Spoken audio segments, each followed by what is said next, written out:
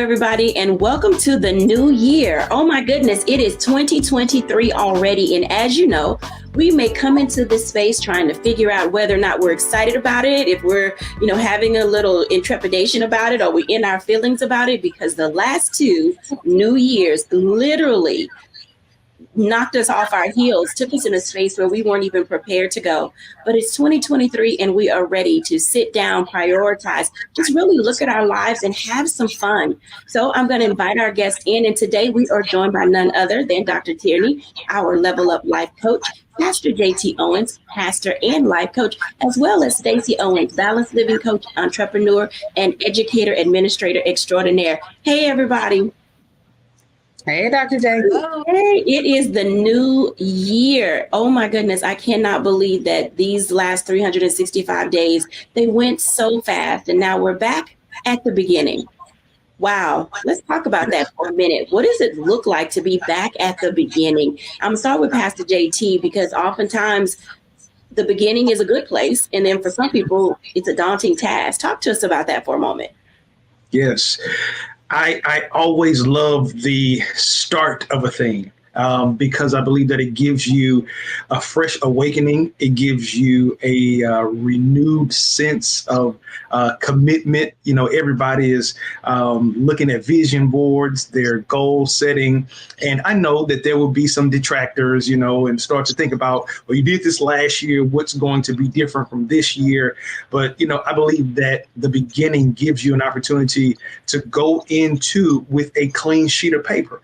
Because you got to think about it. There are a lot of people that live life every day carrying notes from the previous day, and they never get a chance to put a period.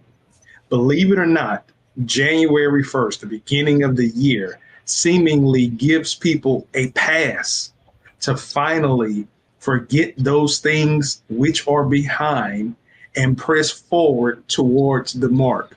So this is an amazing time. And I pray the excitement is reverberating through the television, through your tablet, through your computer, and you are not bringing in maybe the failures or the depression or the breakdowns of 2022 into 2023. Allow this year to shape itself and you see the beauty of what creation can be. Absolutely. Stacey Owens, what say ye, ma'am? This is a time for reset. Like it's over. We're starting over. This is the time to rest and just start reflecting on what you've done, what you want to do, and setting those goals and setting those intentionals, being very intentional about setting, the path of what you want to do for this year. We got to be careful during this time, though, because we are in this quarter, in this winter month where it's cold out, it's getting dark early and all that good stuff. So we got to make sure that we keep our mind in a good space so that we can remain positive and just, map out what we're going to do this year. So true. Figuring out how to map it out, how to prioritize it, and how to put you first. What do you say, Dr. Tierney? So something that I always like to say, the beginning of the year, we're starting over, but we're not starting from scratch. Okay, so this is a time where we can start anew, start afresh, but we learned a lot last year. 2022 taught us a lot. 2021, 2020 taught us a lot. So even though we're starting over with the new year, we're not starting from scratch. That wisdom, those lessons, those techniques, those tools that you learned last year, bring them forward into this new season. So as you're starting over with a brand new year, new goals, new resolutions, don't leave that wisdom behind in the last year. Bring that forward with you into 2023. Now let's pack, that's a lot to package, but I want to unpack it for a minute because you did mention something I think everybody will be able to attribute to this. When we talk about what it looks like to be able to navigate that 2-year learning curve, because Mhm. that's what 2020, 2021, and 2022 taught us. We had a severe learning curve. And so there was like this beginning, this middle, and this end. So now that we figured out that we're not starting from scratch, but we're yet in this space of literally trying to figure out what does the middle look like, so we can get to a good end. Where do we find an access point, Pastor JT, in, this learning curve? What are some of the things that you learned that you think are great tips that other people can begin to put in their toolkit at the beginning of 2023? I learned, especially looking at it from a religious standpoint. When you think about church, you had so many people, so many pastors that were trying to go back and reclaim the glory days. And it doesn't matter if you had a church that was a mega church or if you had a church that was, had 25 to 30 members. We have not reclaimed that. There are a lot of people that have not come back to church.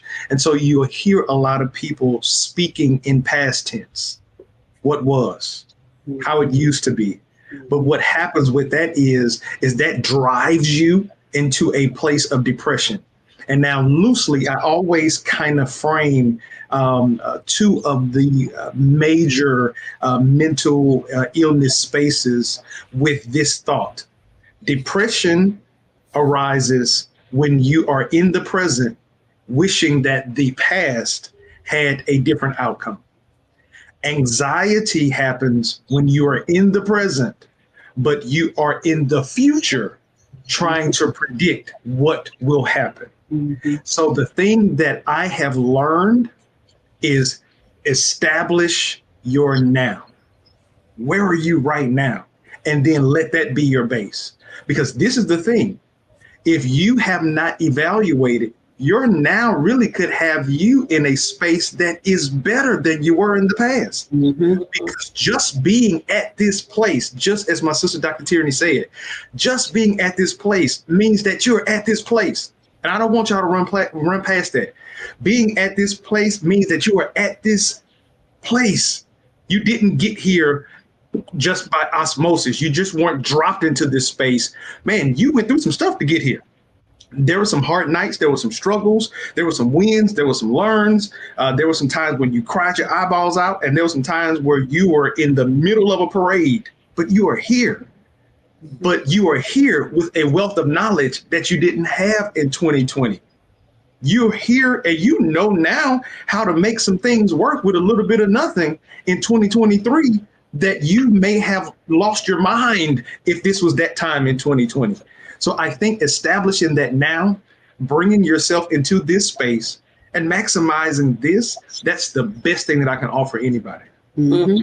Absolutely. Dr. Tierney. Mm-hmm. And I'm going to pick up right where my brother just left off.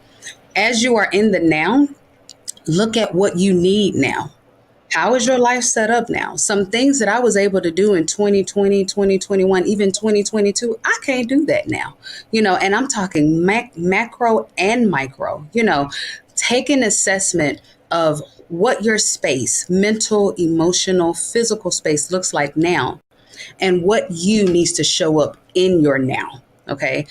If that means you have to get a nanny, if that means someone else comes in and cleans, if that means you have to push back from that circle, if that means you have to start this, if that means you have to stop that, whatever that means, don't hold yourself or beat yourself up because what you did then you can't do now. The thing that's important is what you need right now that will help continue to propel you forward to your next now. Okay, not getting too far into the future, but what is it that you need that will help you to keep going so that your 2023 can be as successful as you want it to be? Those things make perfectly great sense, because as we're talking about how we go through and navigate the things that are necessary for our now and our next, Stacey, what are some of the things that you have learned as you navigated this 2-year learning curve? Yeah, I'm going to go right in with my colleagues, with that right now space. You find your gap and then be flexible enough. I learned that I had to be flexible, and in my now, what was I missing? What do I need so that I can get to that next level? So learn a new skill. I learned that there were some things that bubbled over the last 2 years that I didn't even know I was dealing with. And I didn't even know if I knew how to deal with it. So I had to put that on the forefront to say, what book can I read? What self-help thing can I do to help me to be able to process that? And I see that a lot even in the field of education.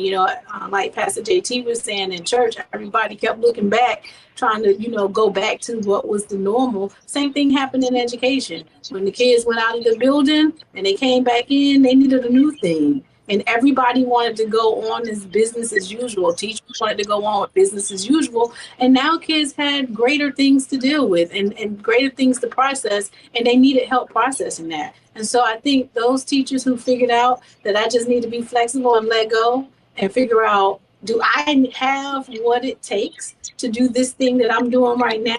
And if I don't, where can I look to get the help for that? What can I learn about myself? What new skill can I learn? And if you're still sitting there talking about how things used to be, they're the ones that's struggling. So yes, just something new. Absolutely. We're in this space as we're navigating the nuances of beginning this new year. 2023 is always going to be in that space of poise with potential and possibilities. And as we think about some of the things that are hindering us or keeping us from finding our beginning, our middle, and our end, are distractions. When we come back after the break, let's unpackage that for a moment. How are distractions going to hinder you in 2023 if you keep looking behind and not looking ahead? In a moment, when we're back after the break.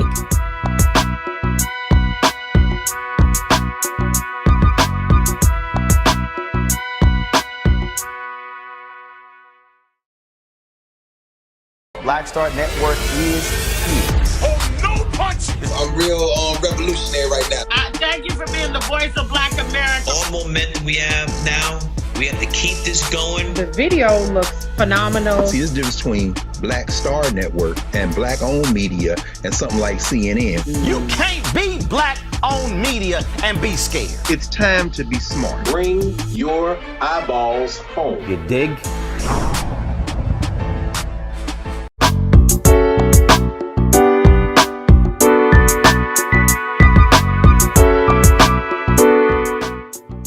Welcome back, everyone, to A Balanced Life. And there is so much excitement and enthusiasm about this new year, 2023. And I know a lot of you have already pressed the pause button simply because you're thinking about 2020, 2021, and 2022 and how it wasn't all that we thought it was going to be. But now we're in this space of saying, let's turn the page. Let's close the book. Let's start a new book, new chapter, something different in the way we think, in the way we process, how we move into this new season. So let's talk about distractions for a moment, because oftentimes we're in that space where you're doing great. Things are looking good. You've got your plan. Pastor JT talked about the vision boards and it's all on your wall and you have a map, but something gets in the way. I want to talk to our level up coach for a moment, Dr. Tierney, so she can unpackage for us the role distractions play and how to get out of our own way in order to be able to move forward. Dr. Tierney. So distractions are usually the number one thing that keeps us from actually reaching our goals. Distractions can be external and internal. So a lot of times when people hear distractions, they think of other people or they think of social media or they think of external things. But there can be internal distractions. And those internal distractions are usually the ones that levy the most damage. I've heard it said this way: your enemy is your inner me. Your enemy is your inner me. What are you thinking? What are you feeling? What is on the hamster wheel of your mind? Is it procrastination? What self-sabotaging, toxic self-talk are you telling yourself? Are you walking around saying, oh, I'll never get that, or maybe one day I would, or I should be better? Those are the things that become the distractions because you are focused more on those things, that feeling, those little things that's telling you can't do it, instead of actually throwing your whole weight behind going after the thing that you want. Now, of course, we can do a ton of tools, around how to get your planners and your schedulers and use this app and all of those things. But if you have that internal turmoil happening, it doesn't matter if you have all the apps. If I gave you the blueprint, it would not matter because that stuff that's happening on the inside is really the main reason that's distracting you from reaching your goal. The number one internal distraction that I see is fear. Fear is the number one distraction that I see with a lot of my clients. They get on that hamster wheel of the what if this happens? What if this doesn't happen? What? And because we are afraid of a thing, that fear of the unknown, the fear of what if it goes wrong, the fear of what if it goes right, the fear of what if I actually succeed? Will they still like me if I am now the manager or whatever it is? That can become the thing that causes us to pull up short and not actually go after what it is that we want. So when we're talking about distractions, I don't want us to get caught up in thinking that they are just some external force or, oh, I'm watching too much TV or anything like that. It's those internal distractions that we have to check first. Wow. I think that what you stated, my inner me is my enemy. And oftentimes we don't recognize that we are standing in our own way. I want to invite Pastor JT into this conversation because sometimes it is us. I know he'll probably give us one of those good scriptures about how you look at the beam in somebody else's eye when you got a 2x4 in your eye. But it is the very thing. We cannot see what's going on with us because we're so busy being distracted by other people's things. Pastor JT, talk to us about how, from what perspective you see is necessary for us to eliminate distractions to move forward successfully in this new year. Right. And I'm glad you asked that question. From my vantage point, what do I see? How can you do? I think what happens is that a lot of us are driven, right? We're driven by frivolous finish lines, if I can say it that way. Frivolous finish lines. I'm going to write that down. Frivolous finish lines. Because when we achieve those things or we don't achieve those things, or if we're looking at somebody else's achievement and that is our picture of what the finish line looks like or success looks like, then we really don't have anything that's motivating us because it changes every day. And it seems like there's a new finish line, or if somebody else is doing something, then I want what they have. I think the big issue is that a lot of people operate in life without a strong enough why. Because if your why is challenging, if your why is demanding, if your why is causing you to get up out of bed without even hearing an alarm clock go off, you're going to check your own self. I wrote a piece talking about being your own accountability coach. And I know Dr. Tierney probably will tell you that there are a lot of people who come to us for coaching that, baby, you probably need to go see a therapist first. Because there is some mental work that needs to happen before we can even get to a place of coaching you. Because if you cannot get past, just as Dr. Tierney said, that inner me and deal with that person that somehow keeps telling you that the bed is more comfortable than you moving to an office, or telling you that it's okay, we can do it later, and I got it. There are times that we should rest. But then there are some times that rest is not warranted because we have not even started yet. And so I really believe that one of the biggest things that I would challenge anybody on here before you have another vision board, because there are some people, Dr. Jackie, that they have a new vision board every year.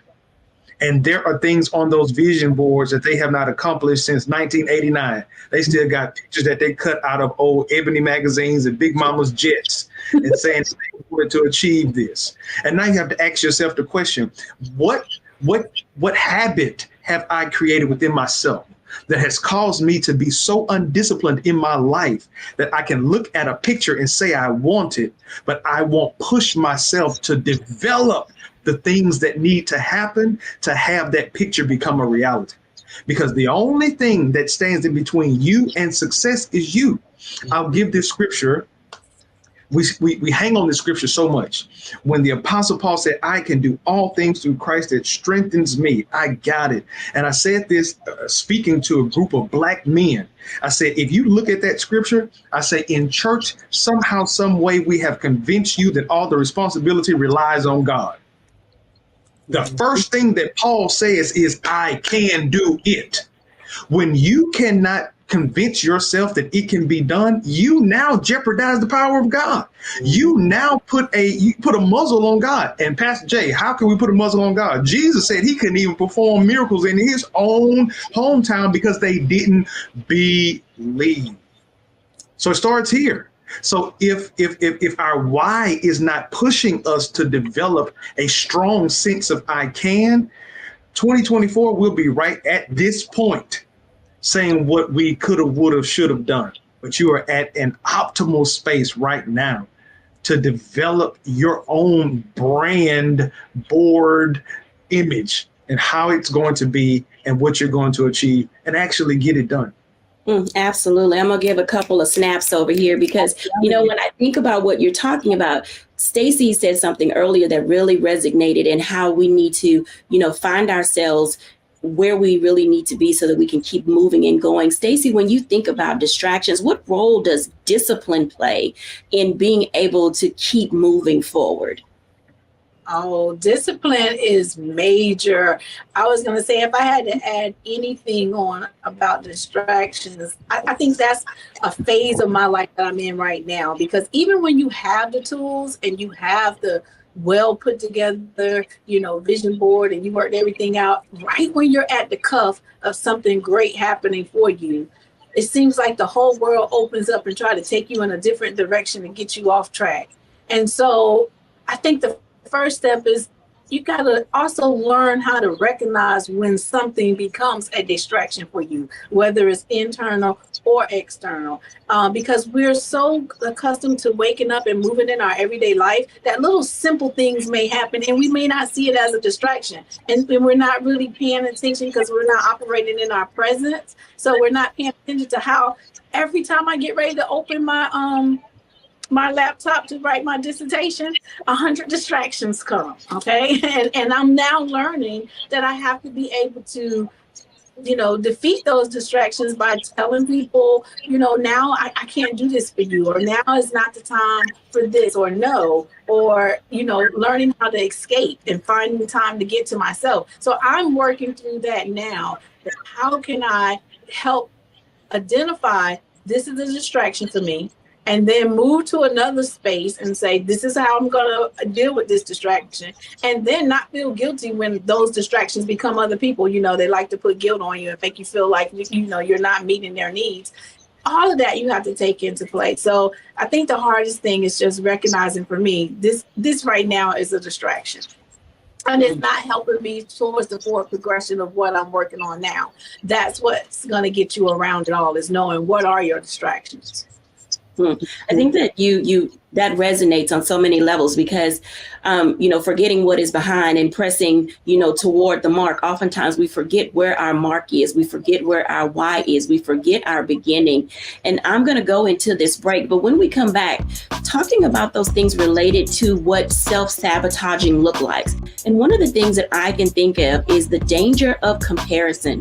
When we come back after the break, let's talk about that for a moment. Who are you comparing yourself to? Why is it in the way? And why is it not something that you can seemingly remove yourself from? When we're back after the break.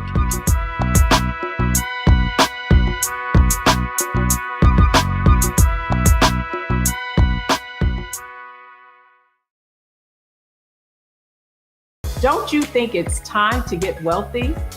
I'm Deborah Owens, America's Wealth Coach, and my new show on the Black Star Network focuses on the things your financial advisor or bank isn't telling you. So watch Get Wealthy on the Black Star Network.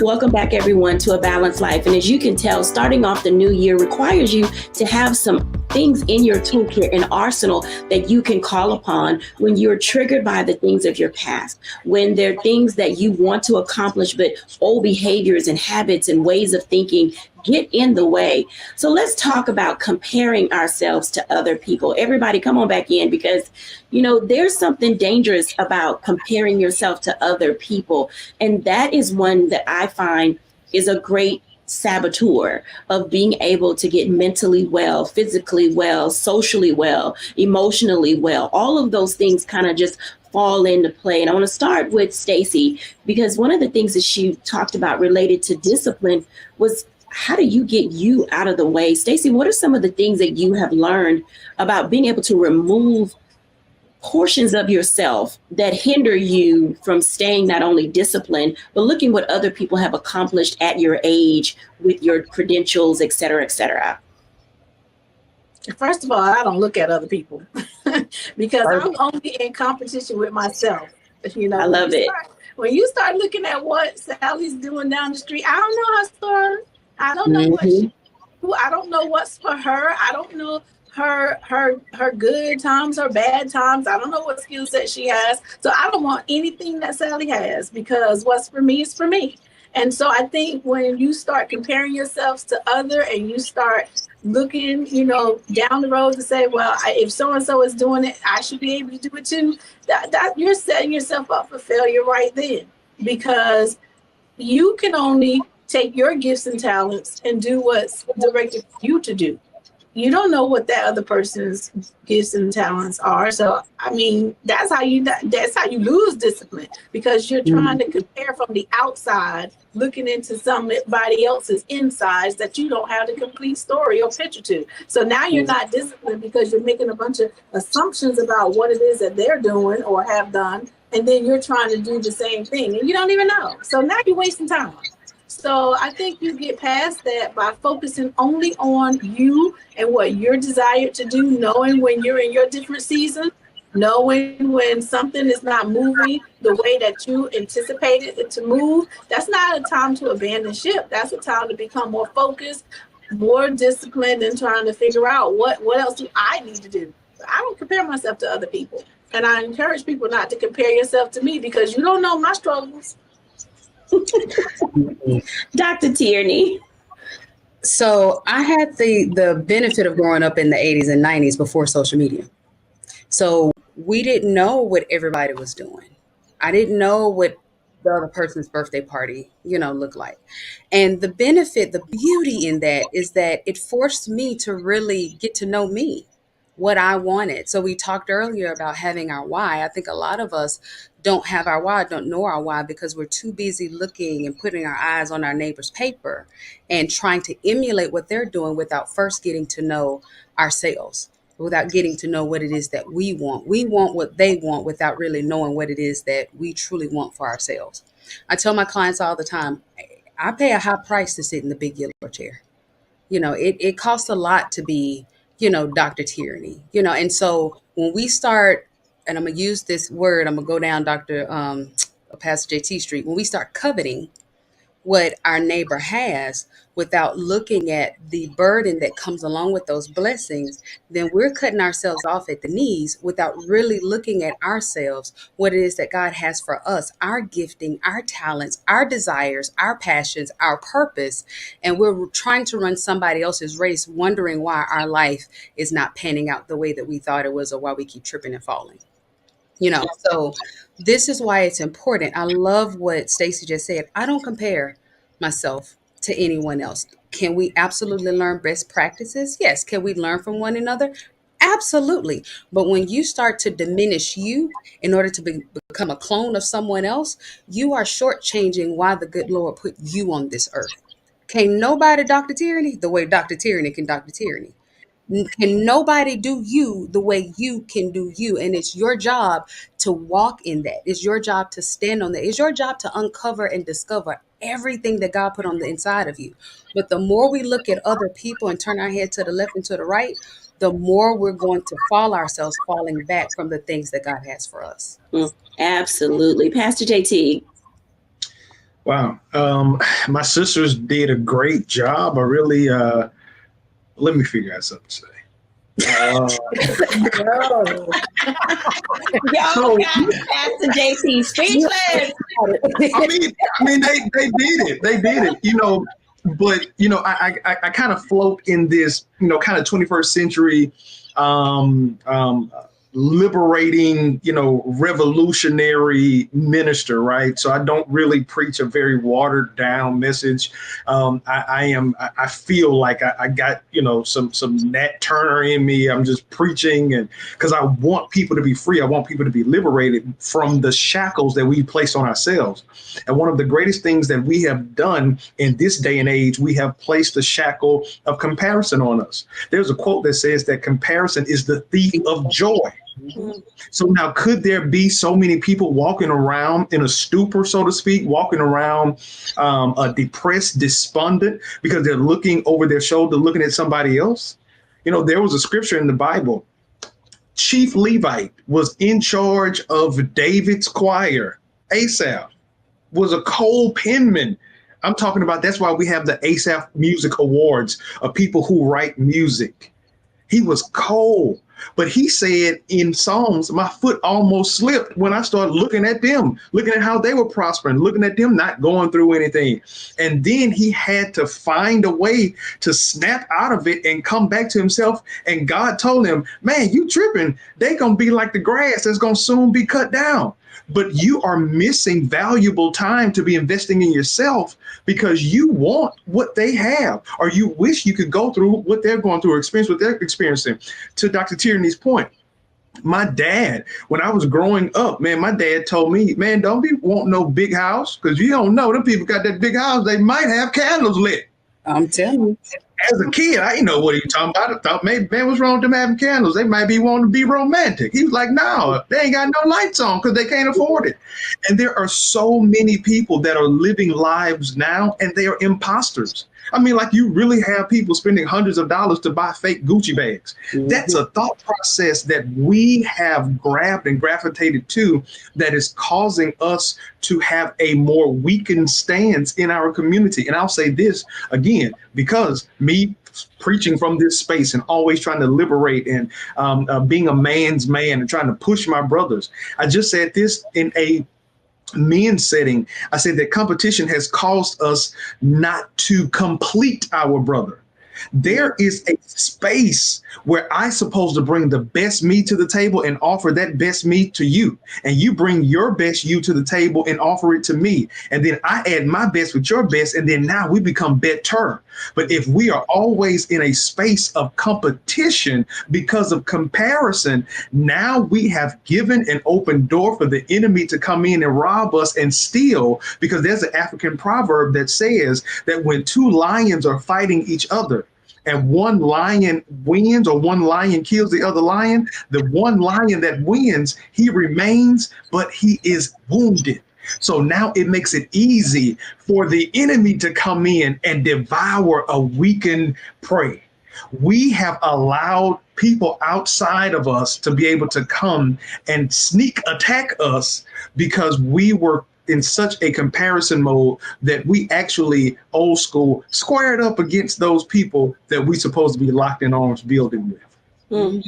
It's very interesting because oftentimes it's those battles that we are in with other people that keep us out of balance of being able to be who we are and what we need to be. So let's give our audience a challenge as we prepare to go into the break. What would you say they should keep or let go quickly related to no longer being comparing themselves or being allowed to be compared to other people? Pastor JT. Keep a picture of your greatest self in front of you and work on that. Don't worry about nobody else. Just keep, real quick, there was a pastor that I was coaching and he was very despondent. You know, he was saying he wasn't growing. And then I asked him, I said, with all of the work that you're doing, amazing guy, amazing preacher, doing great community stuff, but he wasn't seeing thousands coming every Sunday. I asked him, if you were in a rural country area doing all that you're doing and you were the only person there, you would be a superstar. And I said, you're a superstar right where you are right now. So keep that vision of the best you of you in front of you and work on making that to be the best that God has created it to be. Absolutely. Dr. Tierney. Let go of keeping up with the Joneses. We have no idea what the Joneses got, what's the truth about the Joneses. We get on social media and we see that couple hashtag goals. We don't know that they was just fighting like cats and dogs before they took that picture. We try to get all of the things that we see other people with without really knowing the full story. So we compromise our finances, our peace, our happiness to try to keep up with them. Stop trying to keep up with other people and stay in your lane. Absolutely. Stacey Owens.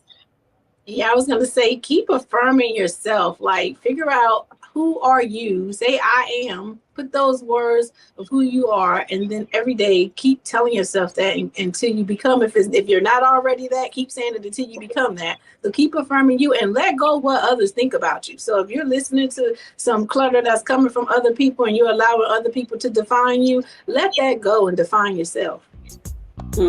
Absolutely. I think that's a perfect segue because literally the imposter syndrome can overwhelm us and oftentimes overtake us. When we come back after the break, we're going to talk about getting to know you again. We'll be back in a moment.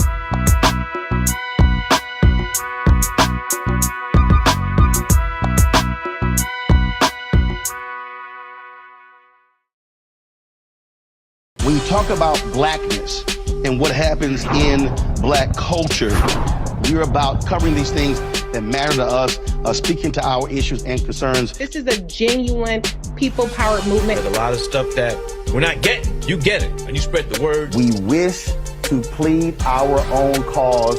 Too long have others spoken for us. We cannot tell our own story if we can't pay for it. This is about covering us. Invest in black-owned media. Your dollars matter.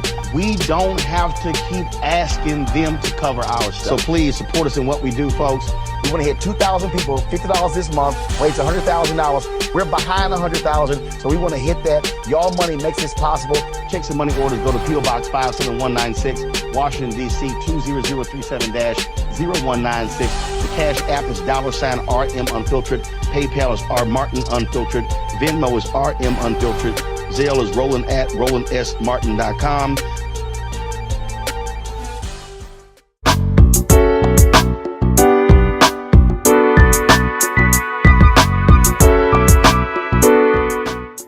Welcome back, everyone, to A Balanced Life. And sometimes finding your space, finding your balance, finding your rhythm, finding your vibe and your tribe is what is needed. Many countries, in a lot of places where it's cold all the time, they get into this rhythm of saying, I'm going to go to concerts. I'm going to, get out and about. I'm going to no longer just stay inward because it's detracting from who I really am as a person. And, a lot of this pandemic season that we were in and are now coming through, put us in that space of not wanting to get out and about and not knowing how to, really live again. So let's talk about that. We're at the beginning of a new year. You're doing something great with your life, or at least you have plans to do that. You want to start over and rebuild. Gang, what does it look like to find you again? Because sometimes we are weighed down, if you will, by everything else everybody else said that we were supposed to become, and we don't become those things. So once you're no longer self-sabotaging, once you're no longer trying to keep up with the Joneses, once you've found your discipline, how do you then begin to emerge and just live again? Dr. Tierney. So I encourage my clients to get their childlike curiosity back. When we were kids, we had curiosity and imagination that was out of this world. You could give us a stick and we'll take that stick, and it was a drumstick, it was a microphone, it was a conductor's baton, and we could do a ton of things with just a little stick that we picked up off of the ground. But somewhere along the way in our adult walk, we become jaded. And we don't just become jaded about things that are external to us. We also become jaded about the things internal and how we see ourselves. So get that childlike curiosity back to just exploring you again, exploring the things that you like. I, for one, I still like to color. And so you may find me on a self-care day with some color pencils, some markers, and a coloring book. Finding those things that really bring you joy. Who are you in this new season?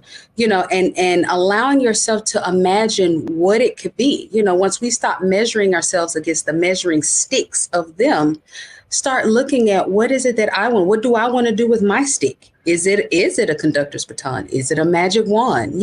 Is it to start a business? Is it to go and travel the world? But allow yourself that time and that space to just be curious again, to be creative again, to innovate and imagine again, and just see what pops up. You'll be surprised at what comes out.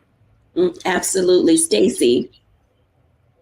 Yeah, I was thinking while Dr. Tierney was talking, I was like, normally we get so stuck in the rut because we're doing the same thing over and over and over in life, and we think we know what we want, and then we become bored with it. So I say, into finding yourself, find those things, like just try new things. For me, it's like, I know I love being by the beach.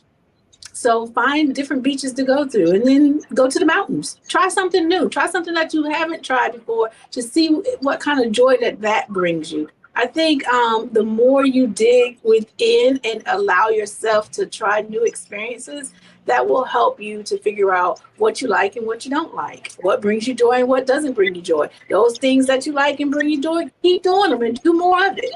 The things that you don't like and it doesn't bring you joy, let it go. But the main thing is, don't get stuck on one cycle trying to just, do what you normally do. Get out the norm.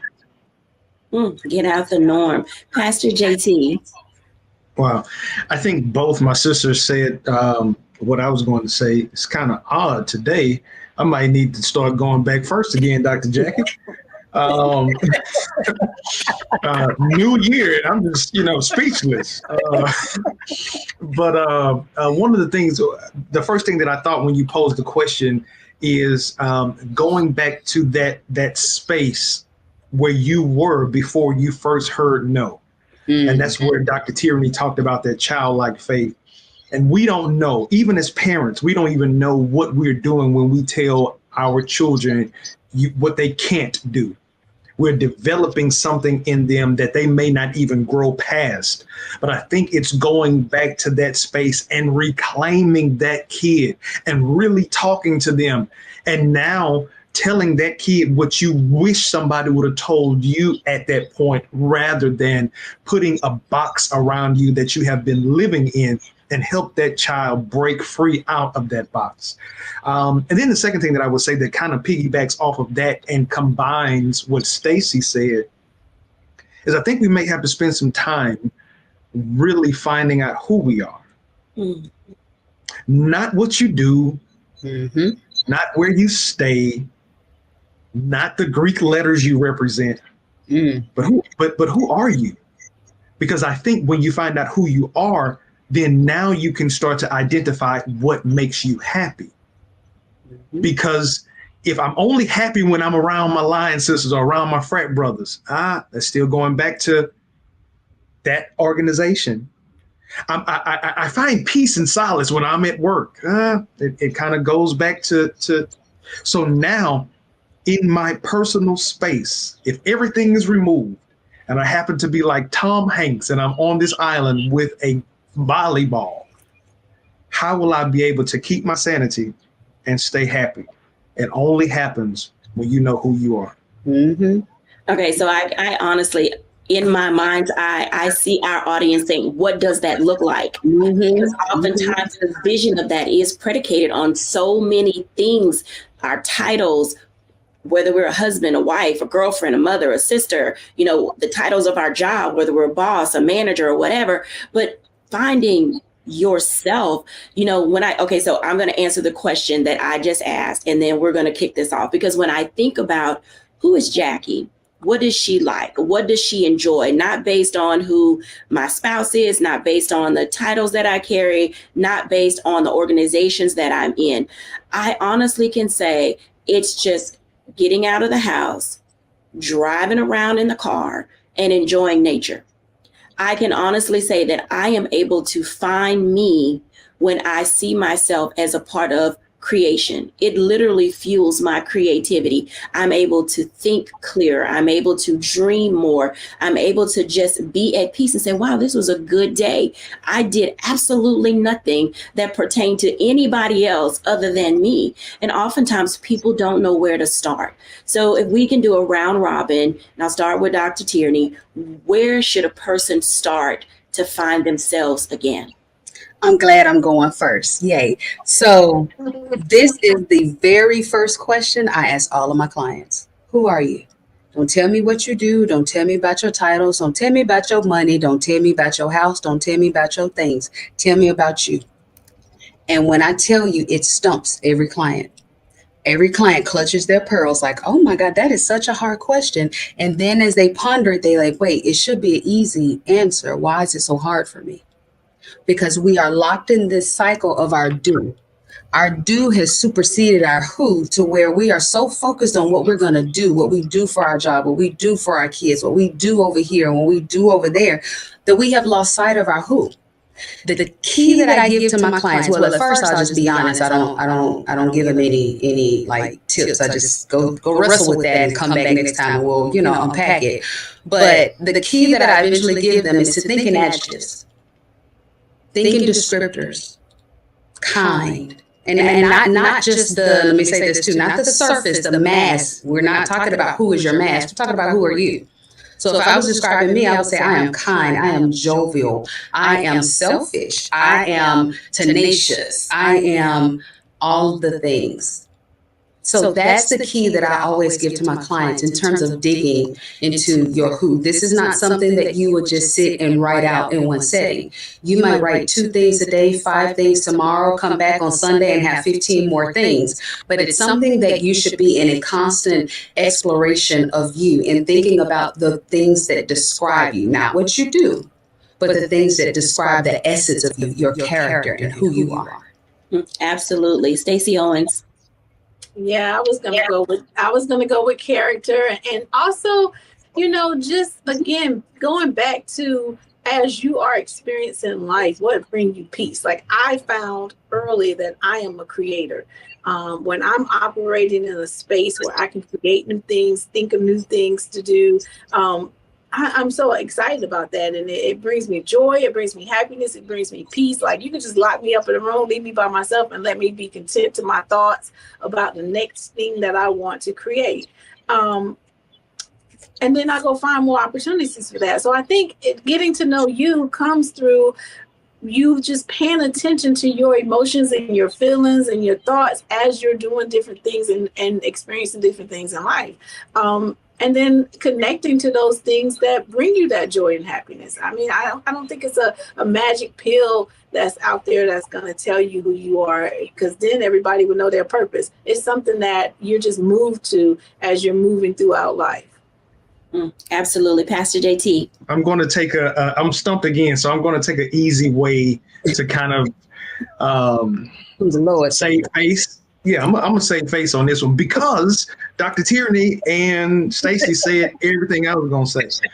You know what I would suggest, and this is a great way to do it, being who I am. Get in God. Mm-hmm. Whose you are. Yeah, I think that that's the key, because man, when you submerge yourself in Him, then now His reflection becomes yours. And so then now you start to see yourself as He sees you, because what in the world happens if we do all of this self-work and we still are nowhere near the picture that He has for us? Mm-hmm. So I think that that's one of the greatest things to do, because just as Stacey said, and then you do a Google search, it's going to be 79,000 books, because it's a lot of authors that's getting paid buku bucks at the beginning of the year, because everybody wants this new year, new me. They're trying to get better. They will self-help books, and I got it. But man, the person that can help self the best is the person that created you. And you are His. He created you in His own image and likeness.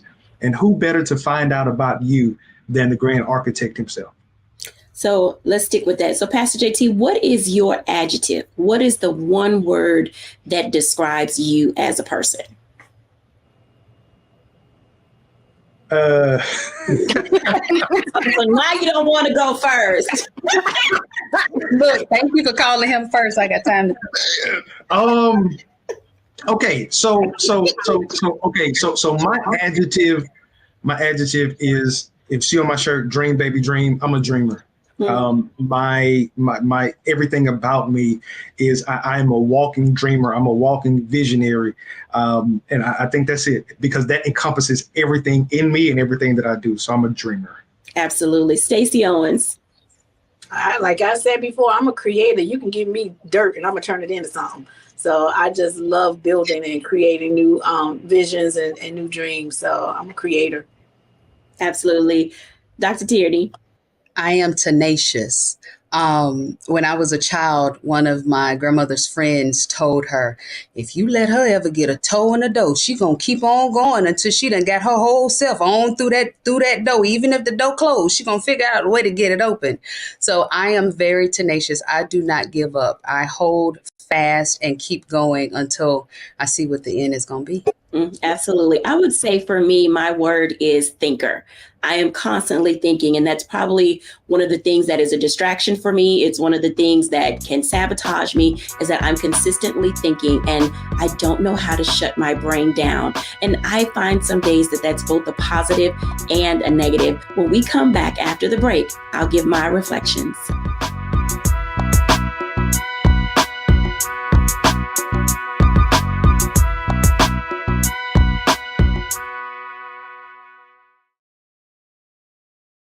Hatred on the streets, a horrific scene, a white nationalist rally that descended into deadly violence. White people are losing their damn minds.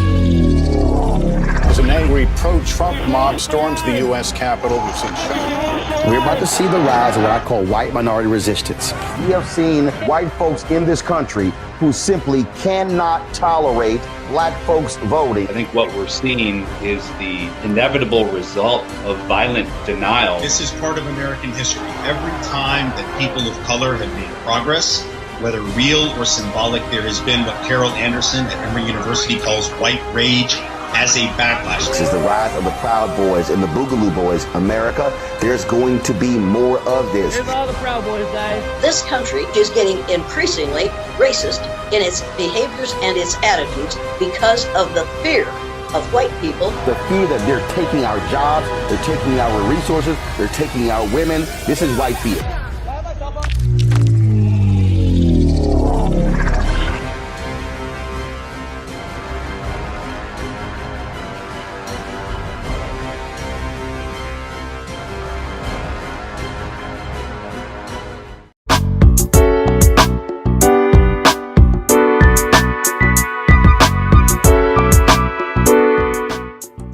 Thank you, everybody, for watching today. As you can tell, the new year and yourself are poised with so much potential and possibilities. So whether you are tenacious, whether you are creative, whether you are a thinker, whether you are a dreamer, there is something for you in 2023 that you can attain and accomplish. I hope that as you are thinking about what this new year looks like, that you will allow yourself to do some introspection. I know it's one of those words where we don't want to take the time to do it, but the benefits, oh my goodness, the benefits of being able to just take time and discover your why. This is where we start our new year. Who are you? Why are you here? And what can you accomplish?